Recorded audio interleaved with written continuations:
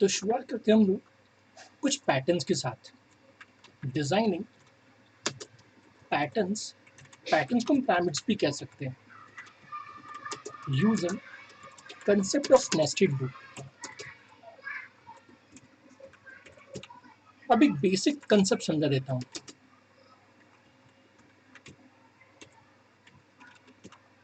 तो इसके लिए मैं छोटा सा एक फिगर बना रहा हूँ आप लोगों के लिए कि कैसे हम इनको डिजाइन करने वाले हैं। हालांकि हम लूप जितना चाहे उतना चला सकते हैं, लेकिन अभी जो आप लोगों के लिए मैं प्रोग्राम बनाऊंगा उसमें मैं लूप परफॉर्म करूंगा 1 से लेके 5 तक। तो हम एक वेरिएबल लेंगे आई, जिसको हम 1 से लेके 5 तक ट्रेवल करवाएंगे। ऐसे हम एक वेरिएबल लेंगे जे, इसको भी हम 1 से लेके 5 तक ट्रेवल करवाएंगे।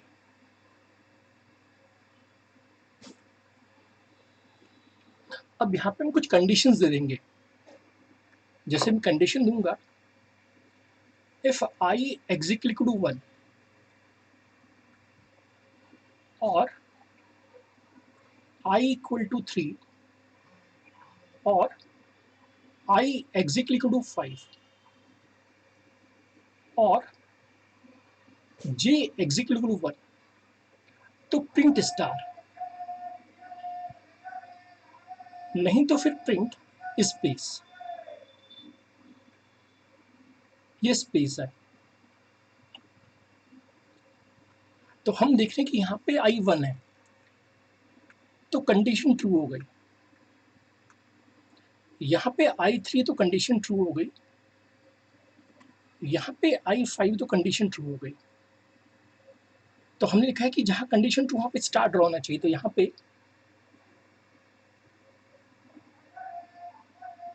पे 5 स्टार्स ड्रॉ हो जाएंगे।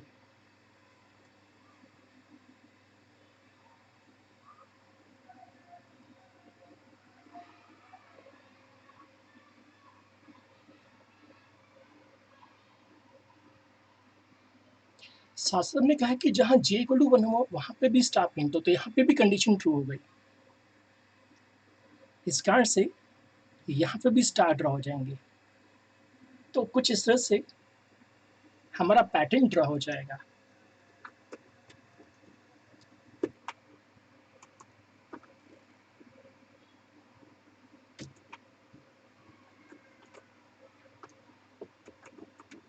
तो हम यहाँ पे प्रोग्रामिंग टाइप करें, सबसे पहले लूप चलाया एक आई का 1 से लेके जब तक कि आई लेस देन इक्वल टू 5 है। हमने जे का लूप परफॉर्म किया 1 से जब तक कि जे लेस देन इक्वल टू 5 है। हम यहाँ पे कंडीशन दे रहे हैं कि क्या हमारा आई 1 है, या फिर क्या आई 3 है, या फिर क्या आई एग्जिट इक्वल 5 है, या फिर क्या जे एग्जिट इक्वल 1 है। इनमें से कोई भी कंडीशन ट्रू होने पे हम चाहेंगे कि प्रिंट टू स्टार। हम चाहते हैं कि एंड में लाइन चेंज ना हो, बल्कि स्पेस आए। तो हमने एंड में स्पेस दे दिया।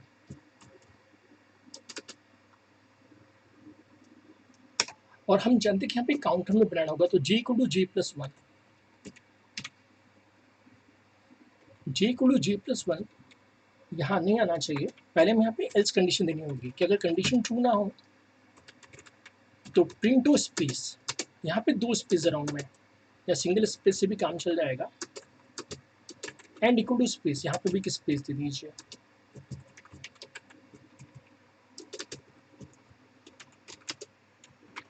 अब स्टार की जगह कोई और सिंबल भी दे सकते हैं। अब हम जानते हैं कि मैं जे को इंक्रीज करना है, तो j equal to j plus 1। ऐसे ही यहाँ पे मैं इंक्रीमेंट करना है I equal to I plus 1।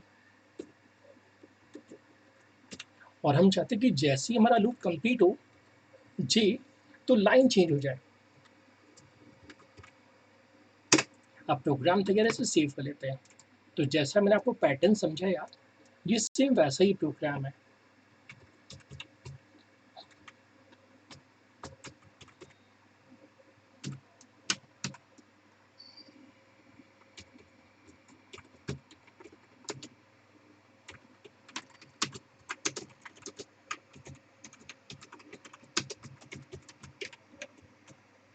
अब इसे रन करते हैं। हमने यहाँ पे कमेंट जो है सी प्लस की स्टाइल में किया है, कमेंट हमें यहाँ पे पाइथन की स्टाइल में करना होगा। तो आप देख सकते हैं दोस्तों, हमें ई प्रिंट होके मिल रहा है। यहाँ पे अगर हम चाहते तो कुछ भी नहीं देते तो भी लाइन चेंज हो जाती। तो पहले जहाँ मल्टीपल गैप आते थे, अब मल्टीपल गैप ना आके हमें एक अच्छा सा ई दिख रहा है।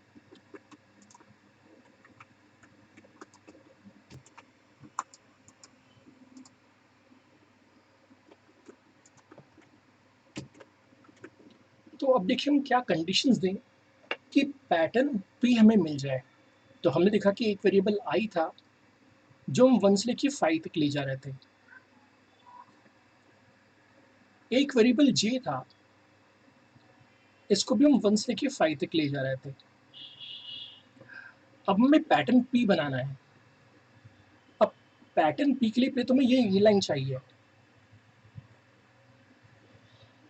अब हम देख रहे हैं कि इस लाइन के लिए जे 1 है, तो हमें कंडीशन देनी पड़ेगी कि जे 1 हो, या फिर हमें यहाँ पे ड्रॉ करना होगा। और हम देख रहे हैं कि यहाँ पे i इक्वल टू 1 है, तो या फिर i इक्वल टू 1 हो, या फिर हमें यहाँ चाहिए दोस्तों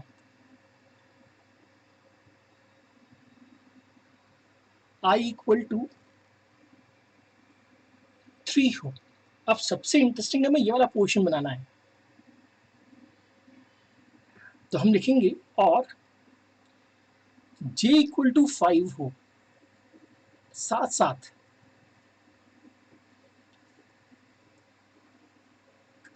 i लेस देन 3 हो। तो और का मतलब है एटलीस्ट वन कंडीशन, यानी कोई एक कंडीशन सेटिस्फाई हो जाए, जबकि एंड का मतलब है दोनों कंडीशन फुलफिल होना चाहिए कि j इक्वल टू 5 भी होना चाहिए, साथ साथ जो i है वो लेस देन 3 होना चाहिए, जिससे कि पैटर्न बन जाएगा। बस एक बार हमें सोचना आ गया तो इसकी प्रोग्राम हम कर सकते हैं। तो अब हम उसी प्रोग्राम में कंडीशंस ऐड कर देते हैं।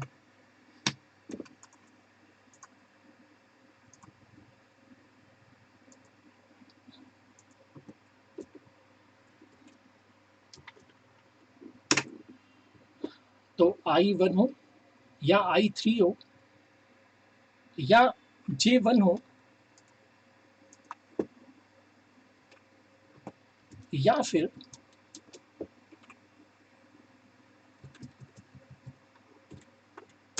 j तो 5 हो।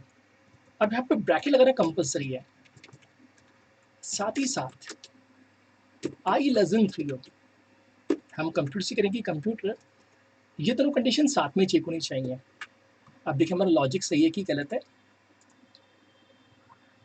थोड़ा सा यहाँ पे पैटर्न बाहर चला गया है।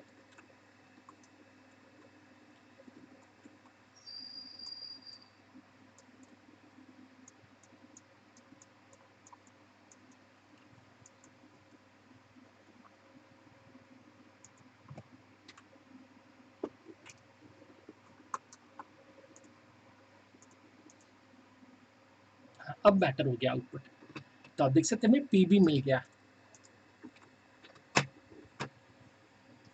यहाँ मैंने डबल स्पेस दे दिया था, इस कारण से दिक्कतें आ रही थी। तो सिंपली हमें कंडीशन नोट करनी है, बाकी प्रोग्राम सेम वैसा का वैसे ही वर्क करेगा। तो दोस्तों अब हम सीखना चाहेंगे कि कैसे हम पैटर्न एक्स बना सकते हैं यूजिंग नेस्टेड लूप। तो इसका भी हम एक फिगर बना लेते हैं।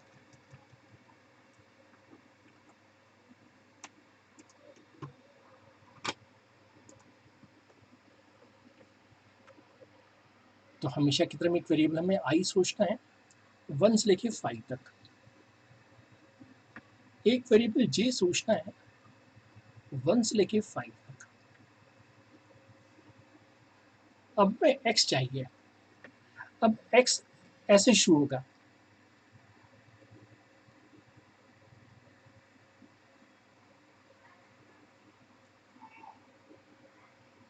अब ध्यान से देखिए, यहाँ पे I1 है, यहाँ J1 है, यहाँ I2 है, यहाँ J2 है।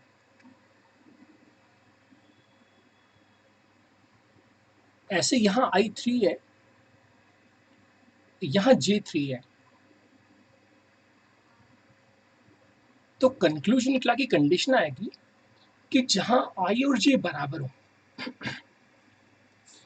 इसे मैं मैथमेटिक्स में मांगा 135 डिग्री, तो जो 135 डिग्री ड्रॉ हुआ वो इस कहां से ड्रॉ हुआ। लेकिन हमें एक और लाइन ड्रॉ करनी है दोस्तों, हमें ये वाली लाइन भी ड्रॉ करनी है। यहाँ पे भी स्टार, यहाँ भी स्टार, यहाँ तो स्टार है ही, यहाँ भी स्टार और यहाँ भी स्टार। अब ध्यान से देखिए, यहाँ पे 5 है, यहाँ पे 1 है, यहाँ पे 4 है, यहाँ पे 2 है, यहाँ पे 3 3 है, यहाँ पे 2 4 है, और यहाँ पे 1 5 है। तो टोटल जो सम है वो 6 आ रहा है। तो सेकंड कंडीशन हो गई कि जहां I और J का जो सम है वो एग्जैक्टली 6 के बराबर हो। अब इसे मैं 45 डिग्री मानता हूँ, तो जो 45 डिग्री वाला पैटर्न है तो वो इस कारण से आ जाएगा 45 डिग्री।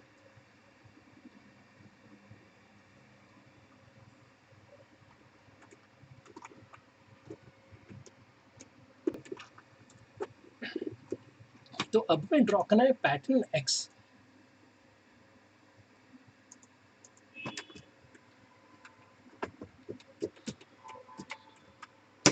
तो बस हमें कंडीशन लगानी है कि जहां I और J बराबर हो, या फिर I प्लस J का जो सम है वो 6 हो।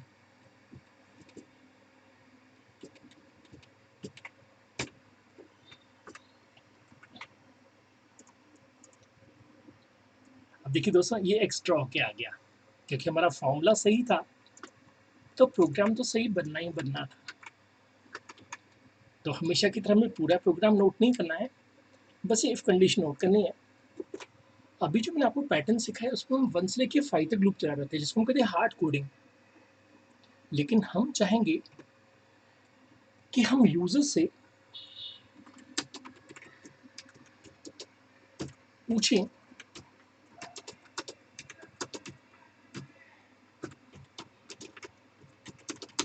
हम यूजर से पूछें कि कितनी लाइंस प्रिंट करनी है। तो जितनी यूजर लाइंस कहेगा उतना ही ड्रॉ होगा पैटर्न।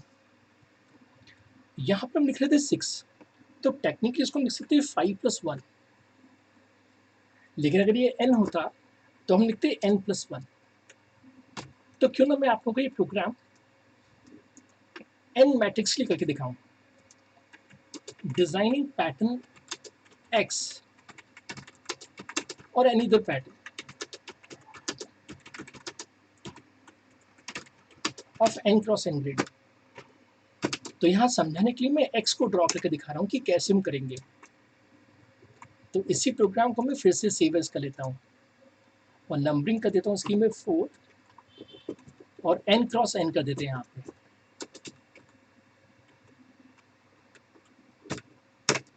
बस अब मैं यूजर से नंबर पूछना है जो कि हमें आता है। तो हम कहेंगे n equal to integer input enter number of lines to print, कि हम यूजर से करें कि कितनी लाइंस प्रिंट करनी है। अब दोस्तों, हमने सिंपली जहां 5 लिखा था सभी प्रोग्राम्स में वहां पे n आ जाएगा, लेकिन यहाँ पे क्योंकि 6 लिखा था तो टेक्निकली पहले ये 5 प्लस 1 था। अब जहाँ पे 5 था वहाँ पे n आ जाएगा।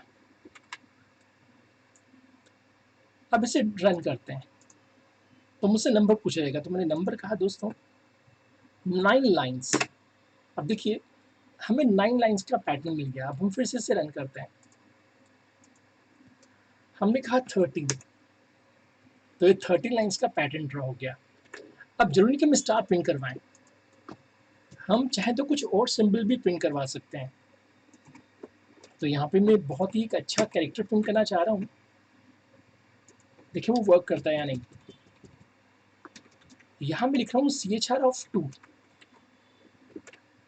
जो आस्की कोड है स्माइली कैरेक्टर का, हमने नंबर ऑफ लाइन 7 का ही, यहाँ तो खैर शो नहीं हो रहा, कुछ और कैरेक्टर ट्राई कर लेते हैं।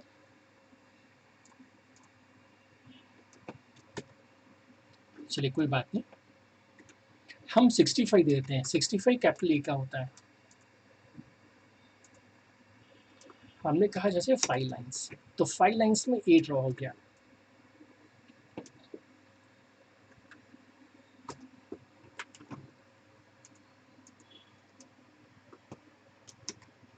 हमारे इस आइडियली में कैरेक्टर सपोर्टेड नहीं है, इस कारण से कुछ ऐसा दिख रहा है।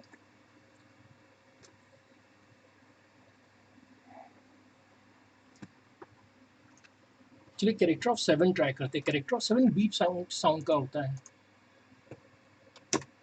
खैर यहाँ तो वर्क ही नहीं कर रही है, इससे भूल जाते हैं फिर। तो आप कैरेक्टर ऑफ 65 कर दीजिए। कैर फंक्शन का काम होता है कैरेक्टर ऑफ आस्की वैल्यू या आस्की टू कैरेक्टर। हमारे कंप्यूटर में हर लेटर की कुछ ना कुछ आस्की वैल्यू होती है, तो 65 होती है कैपिटल ए की, इस कारण से कैपिटल ए प्रिंट हो रहा था। तो सिंपली हमने देखा कि जहाँ जहाँ 5 लिखा था वहाँ पर हमने n कर दिया, तो हमारा जो पैटर्न है वो n नंबर ऑफ लाइंस के लिए भी वर्क कर रहा है। अब जरूरी कि हम स्टार ही प्रिंट कर रहे हैं, हम कोई और सिंबल भी यहाँ दे सकते हैं।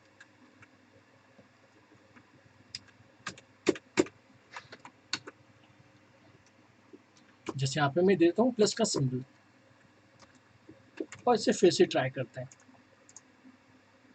और हमने कहा 19 लाइंस, तो 19 लाइंस का दोस्तों प्लस प्रिंट हो गया है। दोस्तों हमने अभी तक जितने भी पैटर्न्स बनाए वो हमने डिज़ाइन किए वाइल लूप की मदद से, लेकिन हम चाहेंगे कि वही पैटर्न सब हम फॉर लूप से डिज़ाइन करें। सोचने का तरीका वही रहेगा, बस हम जानते हैं कि फॉर लूप को यूज़ करना थोड़ा सा ईजी हो जाता है। तो हमने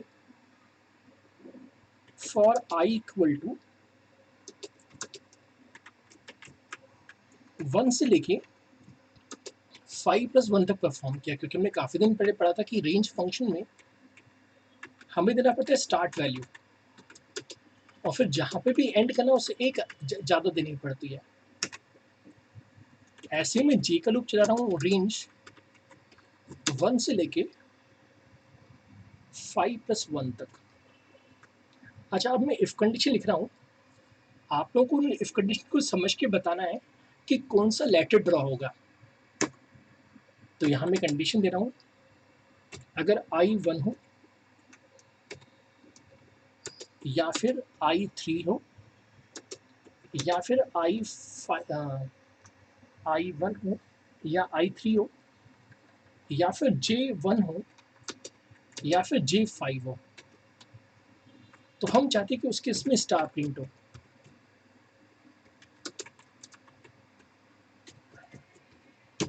लेकिन बाय चांस कंडीशन फॉल्स हो जाए तो हम चाहते हैं कि स्पेस आ जाए।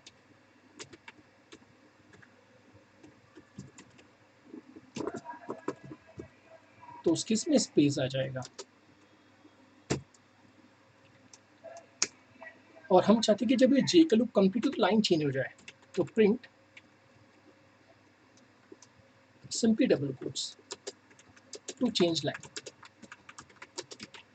तो सभी दोस्तों से रिक्वेस्ट है कि चैट विंडो में रिस्पॉन्ड करें कि कौन सा लेटर ड्रॉ होगा। इसको इस भी सेव कर लेते हैं। तो दोस्तों अब हम इस प्रोग्राम को रन करते हैं। यहाँ पे बीच में कॉमा हमें देना होगा।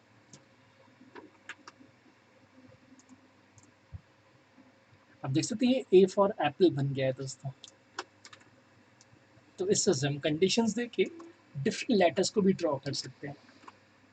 हालांकि मैं चाहता तो ई या पी हमने जो लास्ट टाइम ड्रॉ किए थे उनको भी ड्रॉ कर सकता था, लेकिन मैं आपको सिखाना चाहता था कि यहाँ पे हम फॉर लूप का भी यूज़ कर सकते हैं।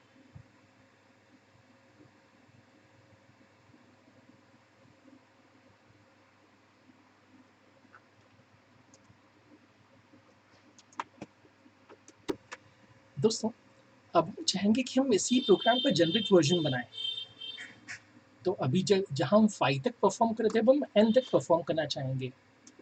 और अगेन मैं यहाँ पे कुछ कंडीशंस लिखूंगा और आपको डिसाइड करना पड़ेगा कि वो कौन सा पैटर्न बनेगा, और आप लोगों को रिस्पॉन्ड करना होगा चैट विंडो में आंसर बताने के लिए। Up to n terms.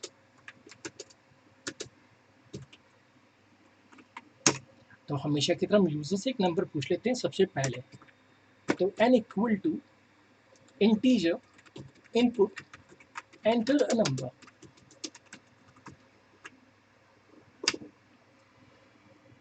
अब सिंपल से पता है कि जहाँ 5 लिखा था वहाँ पे हम n लिख देंगे। यही कारण था मैंने यहाँ पे 6 नहीं लिखा था, इससे हमने 5+1 लिखा था। अब यहाँ पे भी हमने n कर दिया। अब यहाँ पे मैं कंडीशन चेंज कर देता हूँ, जहाँ i1 हो, जहाँ i3 हो या j3 हो तो ड्रॉ हो। तो अब आप लोगों को आंसर देना है कि अगर मैं 3 कंडीशन दूँ तो कौन सा लेटर ड्रॉ होगा, जब i1 हो या i3 हो, थोड़ा सा यहाँ पे करेक्शन रिक्वायर्ड है, i5 हो, i1, i3 या फिर j3। इन 3 कंडीशंस में लेटर प्रिंट करना है, बाकी जगहों पर हमें लेटर प्रिंट नहीं करना है। तो बिल्कुल आप लोगों ने सही आंसर दिया है, ये आई प्रिंट होगा दोस्तों। तो जैसे हमने कहा 8 लाइन्स। अब थोड़ा सा यहाँ पे गड़बड़ हो गई, यहाँ पे हमने 5 क्यों लिखा, यहाँ पे हमें 5 नहीं लिखना चाहिए था, हमें यहाँ पे लिखना चाहिए था n, और यहाँ पे लिखना चाहिए था n/2, क्योंकि हम जेनरिक वर्जन बना रहे हैं।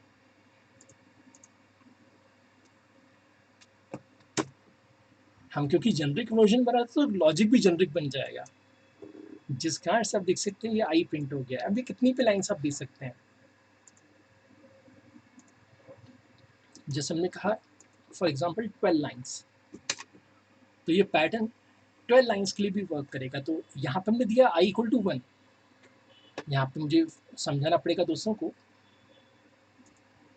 दोस्तों ये लाइन ड्रॉ हुई i इक्वल टू 1 के कारण, ये लाइन ड्रॉ हुई i इक्वल टू 12 के कारण, लेकिन हमने यहाँ पे कहा था दोस्तों j इक्वल टू n/2। गलती से पहले हमने 3 लिख दिया था, 3 बिल्कुल सही था, लेकिन जब नंबर ऑफ लाइन्स 5 हो, लेकिन यहाँ पे क्योंकि नंबर ऑफ लाइन्स n है तो हमें n के हिसाब से कैलकुलेशन करनी पड़ेगी। तो आउट ऑफ 26 अल्फ़ाबेट्स मैंने 6 अल्फ़ाबेट्स आपको ड्रॉ करना सिखा दिए हैं। मैं चाहूँगा कि घर में जब आप प्रोग्रामिंग करें तो बाकी लेटर्स को भी ट्राई कीजिएगा। तो मैं आपसे क्या उम्मीद करूँगा, ट्राई ऑल इंग्लिश अल्फ़ाबेट्स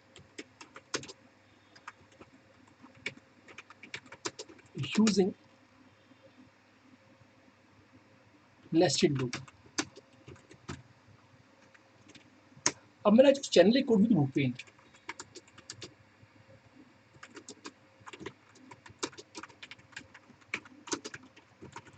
आपको एक वीडियो मिलेगा drawing pattern Python.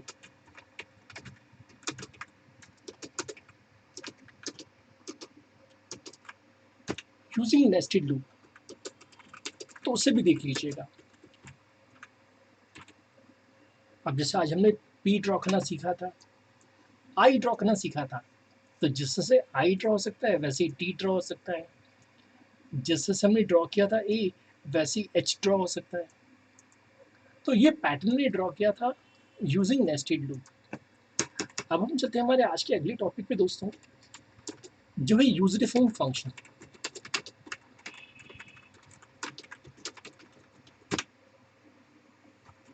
Function defined by programmer himself,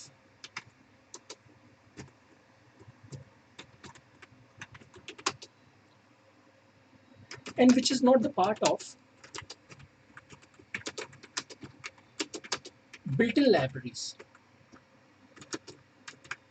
अब तक हमने जितने भी फंक्शन उसके जैसे प्रिंट या इनपुट या रेंज, ये सभी बिल्ट इन फंक्शंस हैं।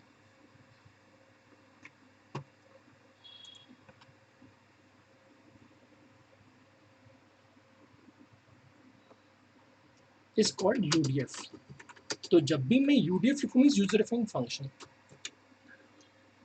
तो हम चाहते हैं कि हम अपने खुद के फंक्शन डिजाइन कर पाए। तो बेनिफिट क्या होगा,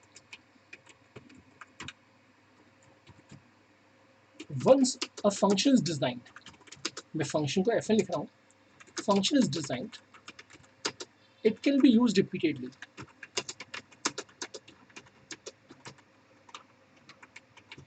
as we use print function.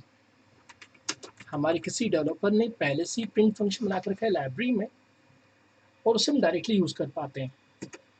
Second benefit है modular approach, means if some change is required, if some change, correction या improvement required,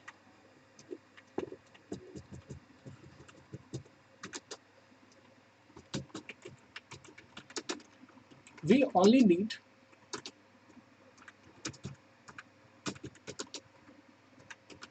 to update that function, not the complete code। अभी क्या हो रहा है कि हम पूरे का पूरा कोड एक ही जगह पे लिख रहे हैं, तो अगर हमें कोई भी करेक्शन करना है, कोई भी इम्प्रूवमेंट करना है, तो हमें पूरा कोड चेंज करना पड़ रहा है। लेकिन मॉड्यूलर अप्रोच में अगर हमें कुछ करेक्शन करना है या इम्प्रूवमेंट करना है, तो हमें बस उसी फंक्शन को चेंज करना होगा जहाँ पे हमें इम्प्रूवमेंट करना है। अब प्रोग्रामिंग में सिंटेक्स होता है, तो syntax of defining function in Python, तो यहाँ पे df कीवर्ड है, df फिर फंक्शन का नाम, जो भी आप फंक्शन का नाम देना चाहें, और फिर आपको पैरामीटर्स पास करने पड़ते हैं, parameter 1, parameter 2, up to parameter n। आपको जितने चाहिए उतने पैरामीटर भेज सकते हैं। फिर कॉलन साइन, फिर function code,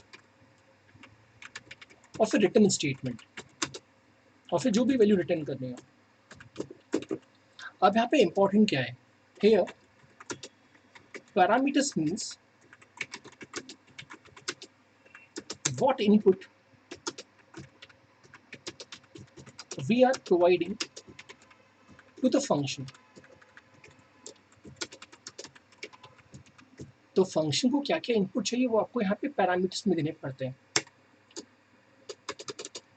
return means what value it will return back to the calling or parent function।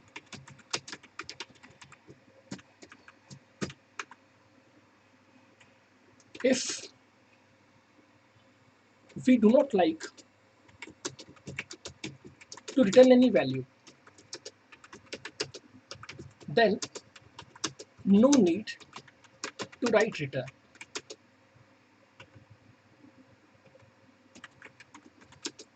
अब हम सी प्रोग्रामिंग की बात करें तो सी में से कहते हैं वॉइड फंक्शंस। तो हम चाहे तो वैल्यू रिटर्न कर सकते हैं, हम चाहे तो वैल्यू रिटर्न ना करें। जैसे मैं एक फंक्शन बना रहा हूँ एग्जाम्पल के लिए, डिफाइन एक फंक्शन हम देते हैं शो, और हम एक मैसेज इसे पास कर देते हैं, और हम यहाँ पे लिख देते हैं प्रिंट और फिर मैसेज। अब हम मेन प्रोग्राम बना रहे हैं, हम लिख रहे हैं show all, show is, show when.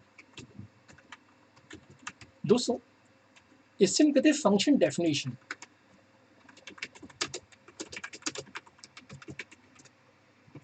और इसे हम कहते हैं step second, function call with arguments to the parameter. इसको मैं फिगर से समझाऊं तो शायद ज़्यादा बेहतर मेरे दोस्तों को समझ में आएगा। हमने शो से कहा कि शो हम आपको एक मैसेज पास करेंगे। अब एक बार जब ये फंक्शन बन गया तो हम अपनी तरफ से मैसेज भेज सकते हैं। तो पहली बार टीचर ने क्या भेजा, तो उसने यहाँ पे ऑल। अब सिंपल सी बात है कि पहली बार हमने ऑल भेजा, तो इस कारण से मैसेज में ये मैसेज प्रिंट हो जाएगा। तो क्या प्रिंट होगा? ऑल प्रिंट होगा। हमने फिर से फंक्शन को कॉल किया, लेकिन अब की बार हमने फंक्शन भेजा है इज। अब ये इज यहाँ पहुंचेगा और ये इज प्रिंट हो जाएगा। और फिर हमने अंत में भेजा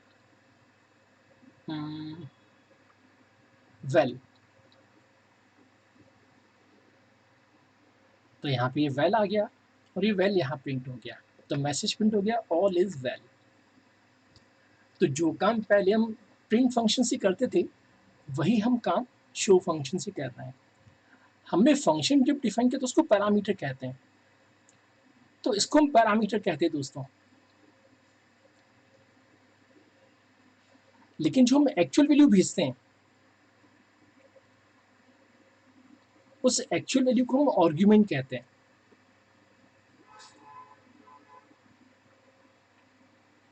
क्योंकि हमें सिस्टम को बताना है कि हम मैसेज के लिए क्या चाहते हैं। तो मैं सिस्टम से कह रहा हूँ कि पहले मैसेज के लिए ऑल आए, फिर इज आए और फिर वेल आए। तो चलिए इस प्रोग्राम को रन कर लेते हैं। यहाँ पे मैं दे देता हूँ एंड में स्पेस आए। अब ये प्रोग्राम तैयार है, इसे हमने कॉपी कर लिया है और यहाँ पे पेस्ट कर लेते हैं।